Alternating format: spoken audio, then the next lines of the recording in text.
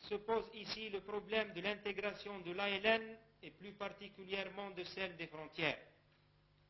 Cette question délicate qui constitue l'un des points essentiels de la reconversion ne pouvait et ne peut être tranchée que dans le cadre de la création de l'armée nationale algérienne.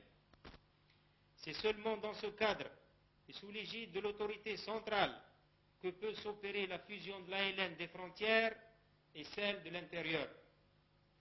Or, certains officiers qui ont vécu à l'extérieur n'ont pas connu la guerre révolutionnaire comme leurs frères du maquis, guerre basée essentiellement sur le peuple et dont l'ALN n'a été que le fer de lance. Le peuple a été l'artisan principal de l'indépendance. Ces officiers qui sont restés pendant la durée de la guerre aux frontières tunisiennes et marocaines ont souvent tendance à ne compter que sur la force des armes.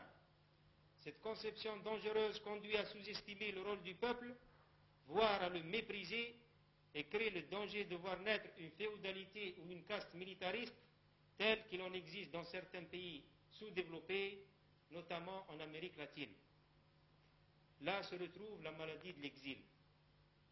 La révolution n'est pas l'œuvre d'une fraction du peuple, mais elle est basée sur la mobilisation de tous les Algériens. La cheville ouvrière, le gardien vigilant de la révolution, c'est le militant, avec ou sans uniforme, qu'il soit dans le FLN, l'ALN, les syndicats ou toute autre organisation nationale. L'armée est au service de la nation, c'est-à-dire qu'elle est sous l'autorité directe et absolue du gouvernement qui exprime la souveraineté nationale.